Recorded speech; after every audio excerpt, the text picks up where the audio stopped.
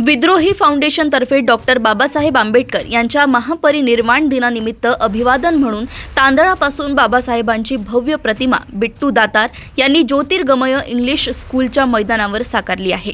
दरवर्षीप्रमाणे महामानव डॉक्टर बाबासाहेब आंबेडकर यांच्या 69व्या महापरिनिर्वाण दिनानिमित्त अभूतपूर्व अभिवादन म्हणून विद्रोही फाउंडेशनचे संस्थापक अध्यक्ष बिट्टू दातार यांनी Jyotirgamay English school ground Raviraj park येथे 3 क्विंटल 69 किलो तांदळापासून 1600 चौरस फूट अशी भव्य प्रतिमा साकारली आहे। गेल्या वर्षी सुद्धा त्यांनी 5568 मेणबत्तीपासून डॉक्टर बाबासाहेब आंबेडकर यांची प्रतिमा तयार केली होती। तांदळापासून प्रतिमा तयार करण्यासाठी त्यांना 5 तासांचा वेळ लागलाय। हे 3 क्विंटल तांदूळ गरीब, अनाथ, गरजू नागरिकांना वाटप करण्यात येणार आहे। तरी या ऐतिहासिक उपक्रमास व महामानवास अभिवादन करण्यासाठी नागरिकांनी गर्दी केली आहे। या उपक्रमासाठी संघटनेचे पदाधिकारी अजय रसाळ, आकाश क्षीरसागर, प्रकाश भालेराव, निखिल तवरे, प्रमोद उबाळे, अर्जुन आळणे परिश्रम घेत आहेत।